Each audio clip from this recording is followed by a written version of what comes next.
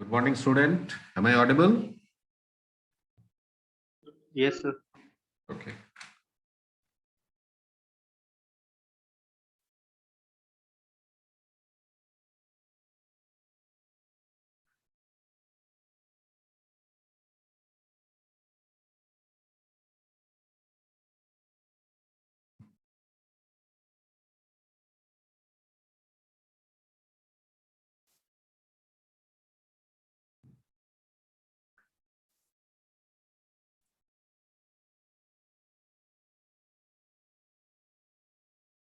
Okay, slide is visible. Yes, sir. Okay. So we'll start. I think we have completed up to the per unit system. Yes or no? We have completed up to per unit system. In the last class, okay, we have discussed up to the per unit system. Yes or no? Yes, sir. Okay. So we'll start with the symmetrical fault. Okay, fault analysis. That is the module 4. So what is symmetrical fault on three-phase system? Okay. So symmetrical fault means it is a kind of fault which is actually occurring in three phases together. Okay. So because in any balanced circuit, if there is a fault occurs, so in that case, the fault will be actually occurring in the three phases simultaneously. And when this kind of fault will occur, this type of fault is known as the symmetrical fault. So symmetrical fault, and there is basically if we classify the fault into under the power system, into two categories. One is the symmetrical fault and another is the unsymmetrical fault. So symmetrical fault means it occurs on a three-phase balanced system, and unsymmetrical fault it occurs in a unbalanced system. Okay. So when there is a fault, a symmetrical fault occurs in a system, so that fault will be basically occurring simultaneously, occurring in three phases together. Okay. And in that case, the voltage as well as the current will be 120 degree having the phase shift. Okay. So the basic part of the symmetrical fault, the fault on the power system which gives rise to the symmetrical fault currents, that is equal fault currents in the lines with 120 degree phase displacement, is called a symmetrical fault. So the symmetrical fault occurs when all the three conductors of a three-phase line are brought together simultaneously into a short circuit condition as shown in figure. So that means, let us say there are three phases R, Y, B, and there is a dead short circuit of these three phases. So these three phases are joined together and there is a fault occurs. Okay, so that those kinds of faults are basically known as the symmetrical fault. So this type of fault gives rise to a symmetrical current, that is equal fault current with 120 degree phase displacement. So here you see this is the R phase, this is Y phase, and this is B phase. Now this R phase, Y phase, and B phase, they are joined together. Okay, so there is a dead short circuit between these three phases.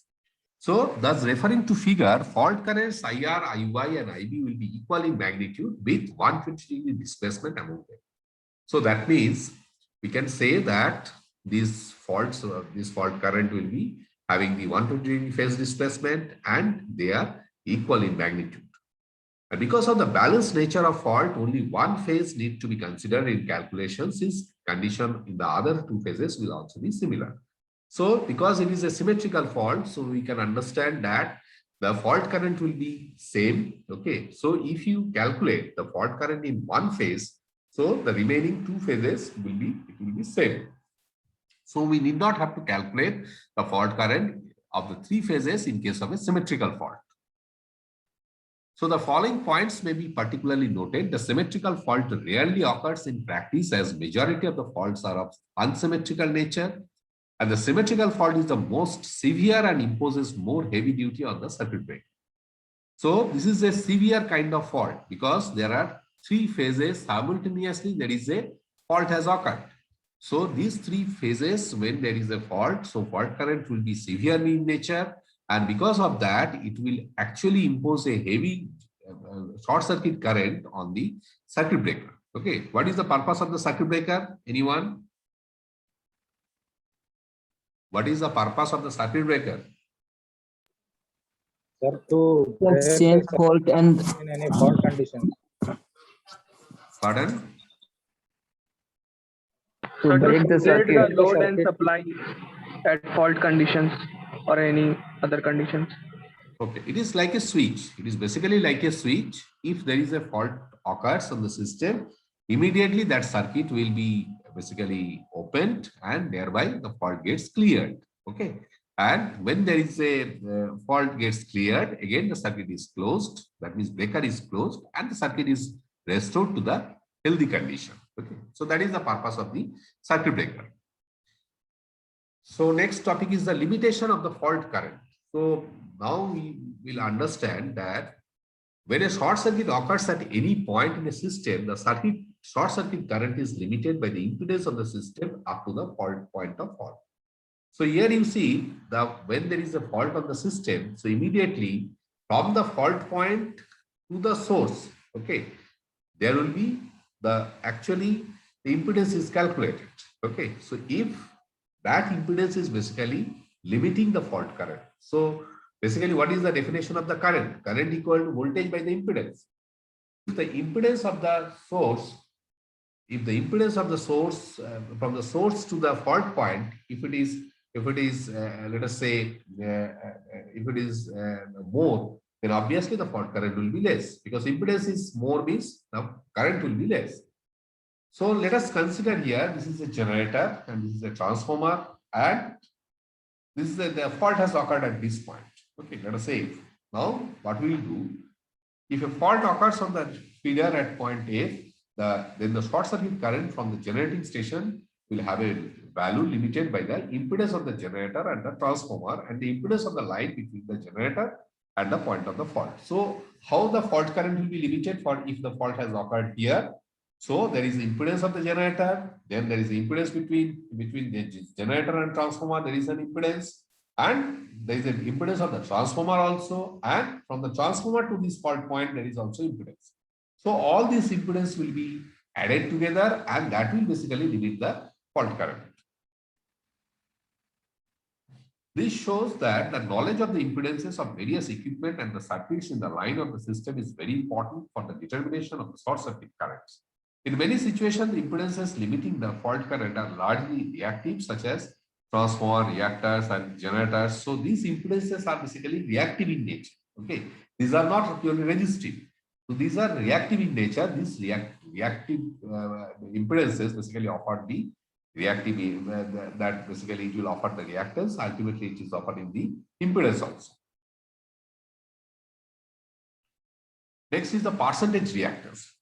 Now, the reactance of the generators, transformers, reactors, etc., is usually expressed in percentage reactance to permit rapid short circuit calculation. Now, how to calculate this percentage reactance? So, it is the percentage of the total phase voltage dropped in the circuit when the full load current is flowing. So, first we have to calculate what is the total voltage drop, I into X. I is the full load current and X is the reactance in ohms per phase. So Ix is the voltage drop by the phase voltage. So this into 100, this will give you. Hello, my class lay down.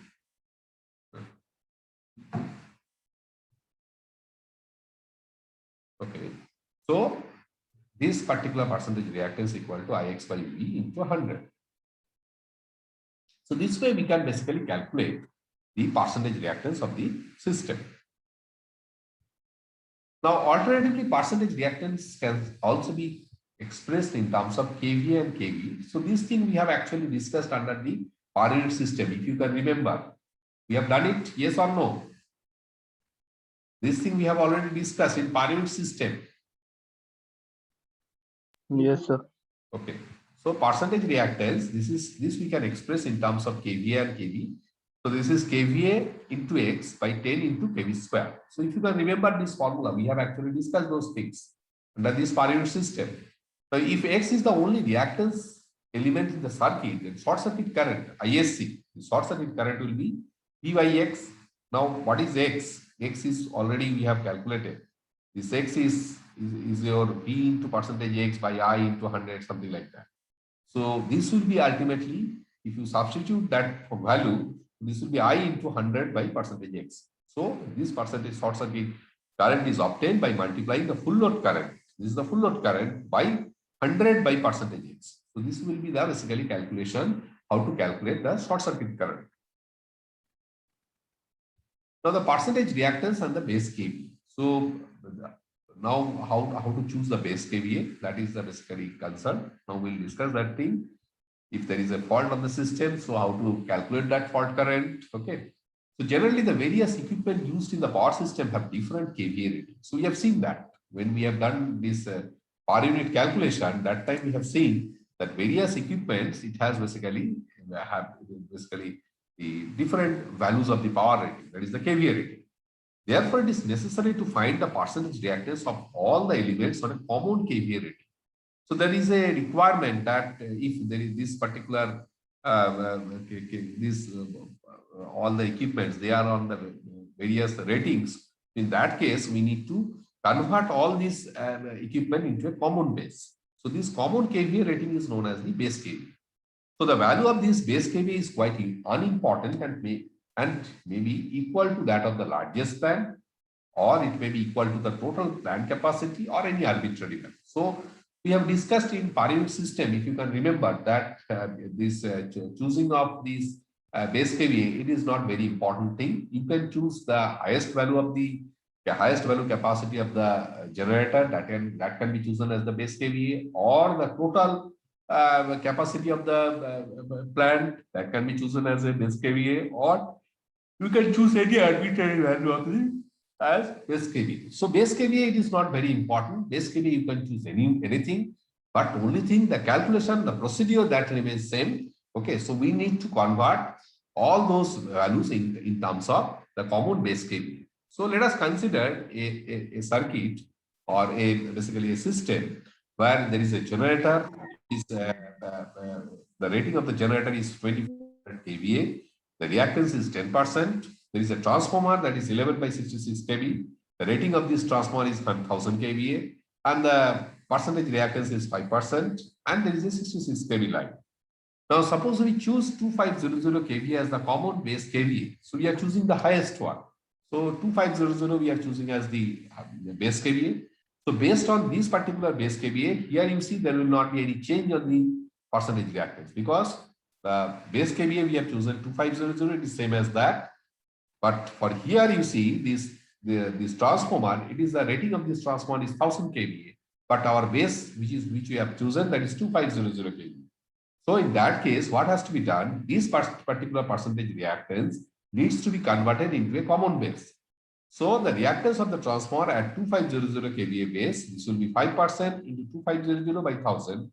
So that means it is 12.5%. Now next is the reactance of the generator at 2500 kVA base. So obviously there will not be any change. So 10 into 2500 by 2500, that is 10%. So the total percentage reactance, that will be this plus this. So the total will be summation of these two. So that means 12.5 plus 10, that is 22.5%. Now we need to calculate what is the full load current. So full load current will be I equal to 2500 kVA into 1000 divided by root 3 into base voltage is 66 kV, that is the base voltage, into 1000. That is the formula. Okay. So the full load current, it is coming 21.87 ampere. So the short circuit current, this is ISC equal to I into 100 by percentage X. So that is 21.87 into 100 by this 22.5 total percentage X. So this will come as 97.2. This is clear. Any doubt? How to calculate the short circuit current? Any doubt?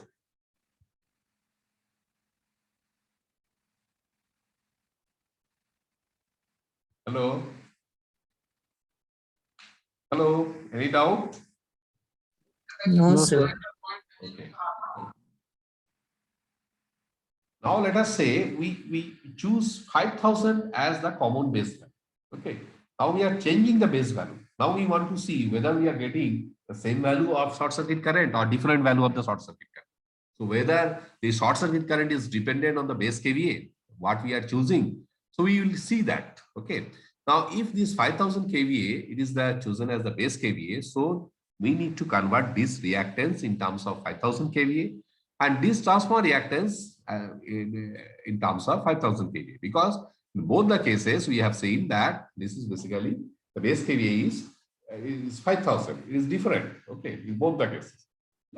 So the reactance of the transformer at 5000 kVA base, so this is 1000 kVA. So 5, this is 5%. So we need to convert it into 5000 kVA. So 5 into 5000 by 1000, that is 25%. Similarly, for the generator, it is 2500 kVA. The percentage reactance is 10%. So that means this will be 10 into 5000 by 2500, that is 20%. So now what has to be done? We need to calculate the total reactance, percentage reactance. So this will be 25 plus 20, that is 45%. So the full load current will be basically this 5000 kV is the base by root 3 into 66 into 1000. Okay, that is the formula. So it is full load current we are getting based on this 5000 kVA, it is 43.74 ampere. So the short circuit current, this will be ISC equal to I into 100 by percentage X. So full load current is I is equal to 43.74 into 100 by percentage X is 45%. So that is, this is equal to 97.2. So you see this case we have got 97.2 and here also we have got 97.2. So whatever may be the base, you can choose any arbitrary value of base, but you can cross check whether you are getting the same value of the short circuit current or not. So this calculation of the short circuit current, it is irrespective of the base chosen. It will not depend on the base. It is basically depending on the process. Okay. So whatever may be your base value, so based on that, it will calculate the same value of the short circuit current. Okay. So from the above illustration, it is clear that whatever may be the value of the base kVA, short circuit current is remains same. However, in the interest of simplicity, numerically convenient value for the base kVA should be chosen. So whatever you feel that is good, okay, for you, so you can choose. Okay, you can choose a highest one. Okay, or you can choose a cumulative addition of all these bases, or you can choose something different, higher than all the values given. Okay, so it is up to you whatever value you will choose, but finally the value of the short circuit current remains same for all the cases. Next is the short circuit kVA. So short circuit kVA, how to calculate? kVA means you can understand that this is basically volt ampere and it is in the range of kilo. So the product of the normal system voltage and the short circuit current at the point of fault expressed in kVA is known as the short circuit kVA. So let V is the normal voltage, phase voltage in volt, I is the full load current in ampere at base kVA, percentage X is the percentage reactance of the system on base kVA up to the fault point. So the short circuit current ISC, this is equal to I into 100 by percentage X. So the short circuit kVA for the three-phase circuit, this will be 3 into V into ISC by 1000 because this is kVA. So V into ISC is the VA. Now when you are multiplying for 3, that means this is for the three-phase VA. And if you divide it by 1000, so this becomes basically your kVA. Okay. So now here you see this ISC we are substituting. ISC equal to 100 by percentage X. Now here you see this is 3 VI by 1000. 3 VI by 1000 means this is basically your VI is base kVA and multiplied by 3 is the for the three phase and divided by 1000 means it is basically base kVA for three phases. Okay. So base kVA into 100 by percentage X. So same formula you can apply to just short circuit kVA you have to calculate. So in that case, base kVA into 100 by percentage X will be your short circuit kVA. So short circuit kVA is obtained by multiplying the base kVA by 100 by percentage X. Is it clear? Is it clear?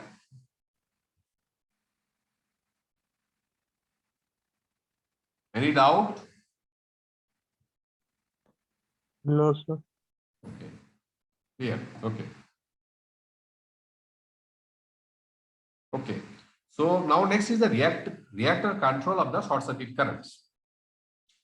So with the fast expanding power system, the fault level, that is the power available to flow into the fault, is also rising because of the many equipments which is connected to the system. So there is a continuous rise in the load. Okay, so when the load is the connected load is more, obviously, if there is a fault, short circuit occurs on the system, so that will also, the fault current will be also more. So the circuit breakers connected in the power system must be capable of dealing with maximum possible short circuit currents that can occur at their points of connection. So that means there is a what will happen as you are connecting more and more load. Okay, so the fault current will rise. So when the fault current will be more, so the breaker which is connected with the system, that will also have the capacity will be more. So generally the reactance of the system under fault condition is low, and the fault current may give rise to a dangerously high value. Okay. So if no steps are taken to limit the value of these short circuit currents, not only will have the duty required for the short circuit breakers be excessively heavy, but also damage to lines and other equipment will almost certainly occur. In order to limit the short circuit currents to a value which the circuit breakers can handle, additional reactances known as the reactors are connected in series with the system at suitable points.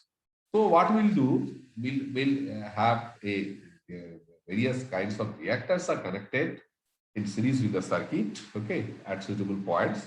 So those basically reactors are connected in series. So what will happen when these reactors are connected? So the reactance value will be more. So if the reactance value is more, so the reactive impedance will be more. So that means the ultimately reactive impedance, if it is more, so the short circuit current which is flowing in the circuit, that will be also less, because the impedance is more, so the current will be less. Okay, because voltage remains fixed. So a reactor is a coil number of turns designed to have a large inductance as compared to the ohmic resistance. So reactor is basically a coil. It is a coil which is wounded with some number of multiple number of turns. Okay. So what will happen? This reactor will cause the it will increase the reactance of the circuit, and if it is increasing the reactance of the circuit, so what will happen? The reactive impedance will be more. The reactive impedance will be more. That means your fault current will be less. Now, what are the advantages of this particular circuit? Okay, this reactor circuit. First is the reactors limit the flow of short circuit current and thus protect the equipment from overheating as well as from the failure due to destructive mechanical forces. So what will happen? This reactor will limit the flow of the short circuit current. Okay. Second is that troubles are localized or isolated at the point where they originate without communicating their disturbing effects to other parts of the power system. This increases the chances of continuity of supply.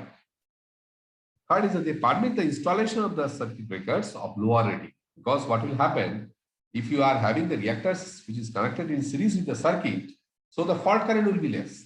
So when the fault current will be less, what will happen? The breaker which is connected in series with the circuit, that will have the less rating, because ultimately the reactors which is connected with the circuit, that is reducing the capacity of the breaker, because it has to handle when the reactors are connected in series with the circuit.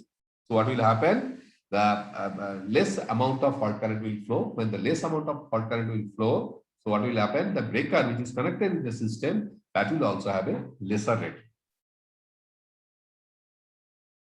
The location of reactors, where these reactors are basically connected. Now, short circuit current limiting reactors may be connected.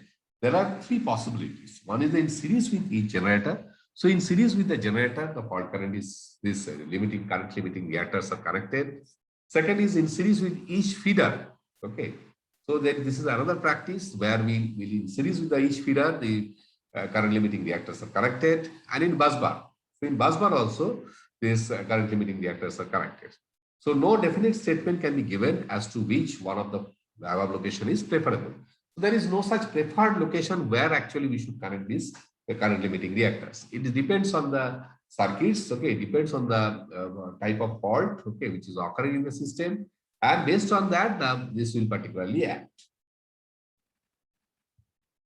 So first is the generator reactors. So generator reactors, from the name it is clear that wherever the generators are connected in series with that, if the reactors are connected, then those reactors are basically known as the generator reactors. So when the reactors are connected in series with each generator, they are known as the generator reactors. In this case, The reactor may be considered as a part of leakage reactance of the generator. Hence, its effect is to protect the generator in the case of any short circuit beyond the reactors.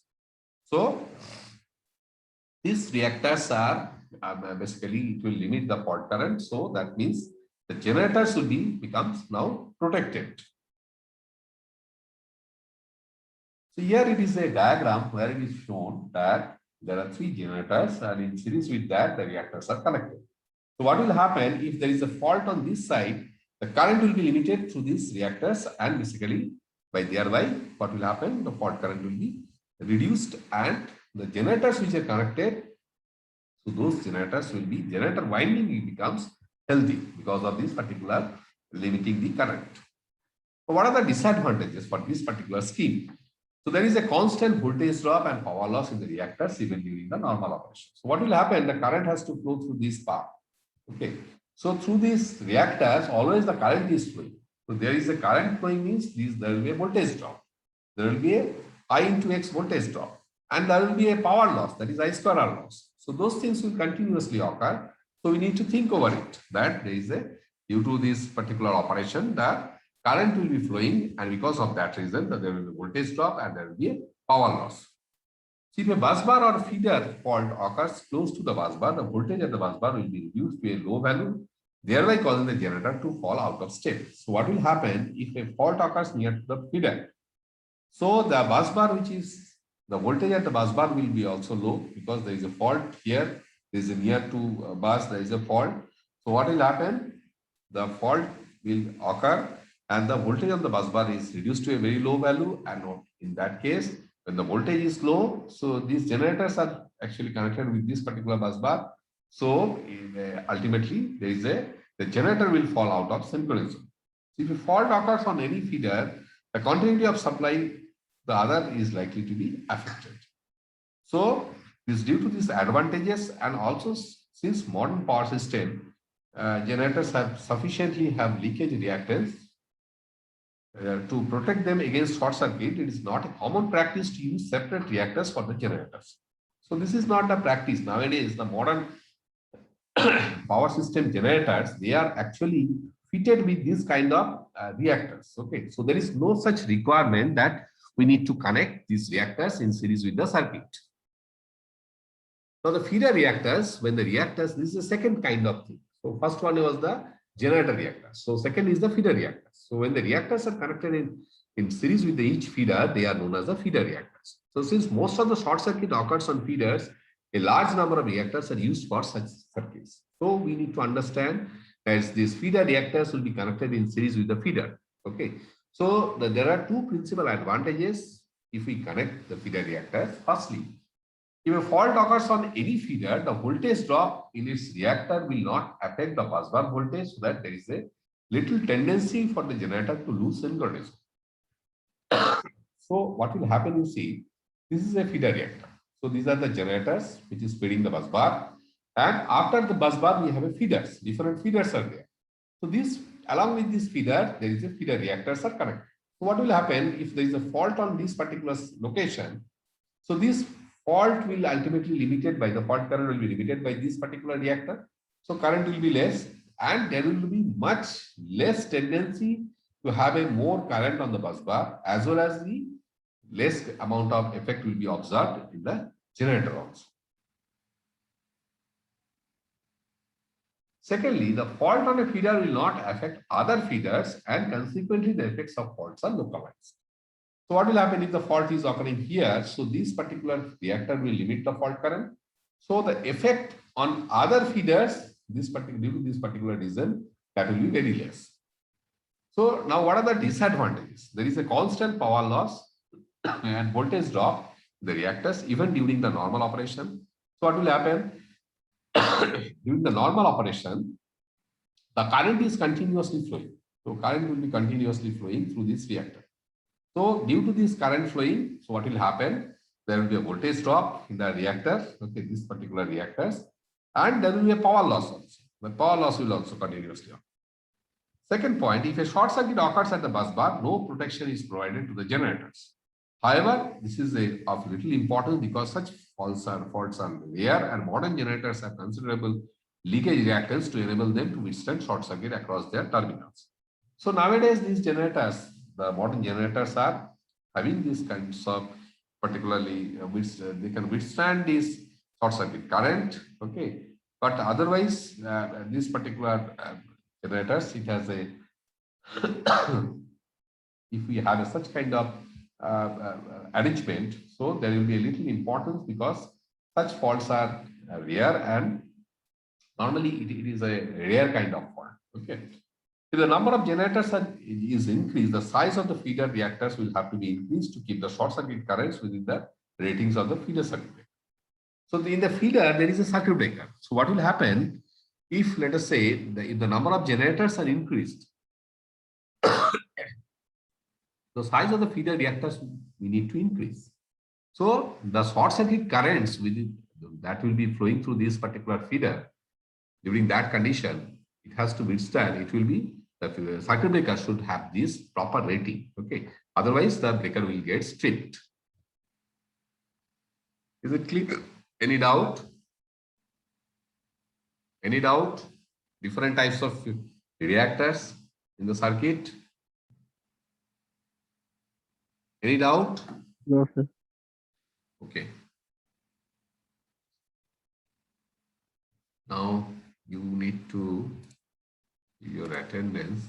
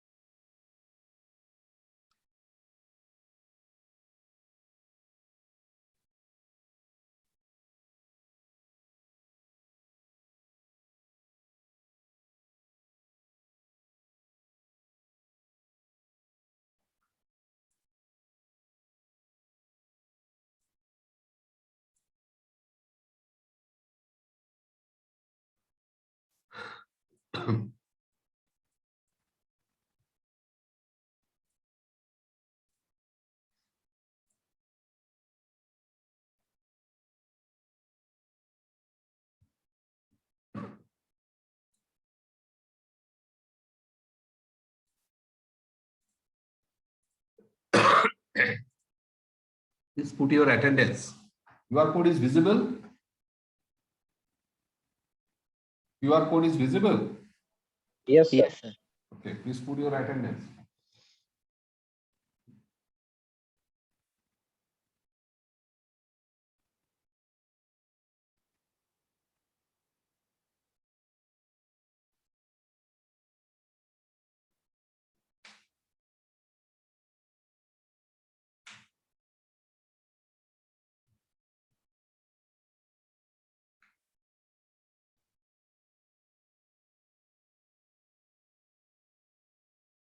Is it over?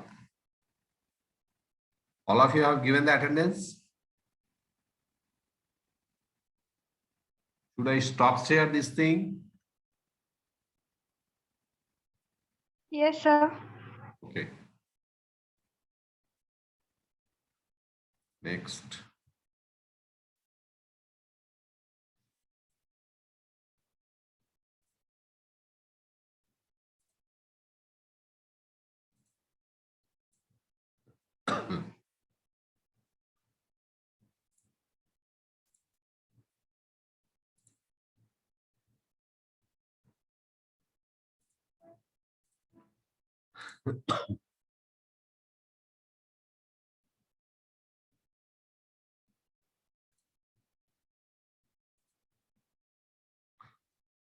Next is the busbar reactors. Okay. Now the busbar reactors. So there is the above two methods of locating reactors suffer from the disadvantages. Above two methods means we have already seen that there is a concept of the generator reactors, and second concept is the concept of feeder reactors. Okay. Now those two methods have some disadvantages, that there is a considerable voltage drop and power loss in the reactors even during the normal condition operation. So because continuously that current will be flowing, and because of that reason, those particularly reactors will have a series voltage drop, and there is a power loss. Okay. Now this advantage can be overcome by locating the reactors in the bus bar. So these bus bar reactors, it has basically advantage where we will not face such kind of problem. So there are two methods for this purpose, namely ring system and the tie-bar system. So there are two different kinds of reactors are connected. First is the ring system. So in the ring system, you can see that these are the generators, okay, G1, G2, and G3. And this, in between the bus bar, the reactors are connected. And here basically these feeders are there. Okay. So generally one feeder is fed from one generator only. Under normal operating condition, each generator will supply its own section of the load, and very little power will be fed by the other generator. So this results in low power loss and voltage drop in the reactor. However, the principal advantage of this system is that if a fault occurs on any feeder, only one generator to which the particularly feeder is connected mainly feeds the fault current, while the other current fed from the other generator is small due to the presence of the reactor. Therefore, only the section of the bus bar is affected to which the feeder is connected, and the other section being able to continue in normal operation. So let us say the fault has occurred in this particular generator. So the fault current will be supplied by this particular generator only. This generator and this generator will not supply the fault current. Why? Because there is a reactor. So this reactor will, when the fault current will try to flow through this path, so what will happen? This particular reactance will obstruct this particular fault current, and thereby the value of the fault current gets reduced. And similarly for here also, if there is a fault occurs on the G3, you will have a significant less effect on this particular reactor, because the current will be limited here, because when the fault current will tries to flow through this, that will be basically affected, and that will be very less. So less amount of fault current will flow. So only a particular section or a particular feeder will be responsible if we have this kind of ring kind of system. Next is the tie-bar system. Now in the tie-bar system, you see there is a main bus bar and there is a tie-bar. Okay. In between the main bus bar and the tie-bar, there is a basically connection, and load is connected with the bus bar. So what will happen? The reactors are connected between the main bus bar and the tie-bar in each case. So what will happen? This particular system, the tie-bar system, it has some advantage. Okay. So comparing the ring system with the tie-bar system, it is clear that in the tie-bar system, there are effectively two reactors in series between the sections, so that the reactors must have approximately half the reactance those used in the complete ring system. So here you see, this is basically connected between these two. So effectively, there is a half of the reactance is connected. Now, another advantage of the tie-bar system is that additional generators may be connected to the system without requiring changes in the existing reactors. However, this system has the disadvantage that it requires an additional bus bar, that is the tie-bar. Now, what are the basic steps for symmetrical fault current calculation? So, first of all, we know that the three-phase short circuit faults results in symmetrical fault current. So that is known to us, because if in a balanced circuit, if let us say in a balanced circuit the fault occurs, so we know that those fault current will be having the same magnitude, and they are basically 120-degree phase shifted. So that is, the fault currents in the three phases are equal in magnitude but displaced 120-degree electrical from one another. Therefore, the problems involving such faults can be solved by considering one phase only, as the same condition prevail in the other two phases. So it is applicable when we calculate the symmetrical fault current. So this symmetrical fault current will be ultimately, it will affect the only one phase. Okay, in other phase, the calculation remains same. So what is the process? So first is that we have to draw a single line diagram or the complete network indicating the rating, voltage, and percentage reactance of each element of the network. Second, choose a numerically convenient value of base kVA and convert all percentage reactance to this base value. So first we have to draw a single line diagram. Second, we have to choose a base kVA, and after choosing that base kVA, we know that all those reactances we have to convert into corresponding to that particular base value. First step is corresponding to the single line diagram of the network, draw the reactance diagram showing one phase of the system at the neutral, indicating the percentage reactance on base kVA in the reactance diagram. So thereafter, we are supposed to draw the reactance diagram. So in the reactance diagram, we will show that percentage reactances on the base kVA, okay, whatever base kVA we have calculated. So the transformer in the system should be represented by a reactance in series. Now, next is the find the total percentage reactance of the network up to the point of fault, let it be X percentage. Find the full load current corresponding to the selected base kVA. So we have done it. I have shown you this particular example, how to calculate the full load current based on the base kVA and the normal system voltage at the fault point. So let it be I. So that is the, let us say, current BI. So then the short circuit calculation will be short circuit current ISC equal to I into 100 by percentage X. And or you can calculate the short circuit KVA, that will be equal to base KVA into 100 by percentage X. So this way you can calculate the short circuit current as well as the short circuit KVA. So we'll start a numerical example from next class. Any doubt? Any doubt up to this point? Any doubt? No, sir. Okay, so we'll stop here. Okay, we'll stop today's class here up to this point. So in your test, which is scheduled from next Monday, okay, your syllabus will be whatever we'll cover and up to this week. So previous test portion plus whatever we'll cover till maybe till today is Tuesday, so Thursday. Till Thursday, whatever topic we'll cover, that will be your syllabus, okay, from my portion. Is it clear? Yes, sir. Okay. Thank you. I will close this meeting. Thank you. Thank you, sir.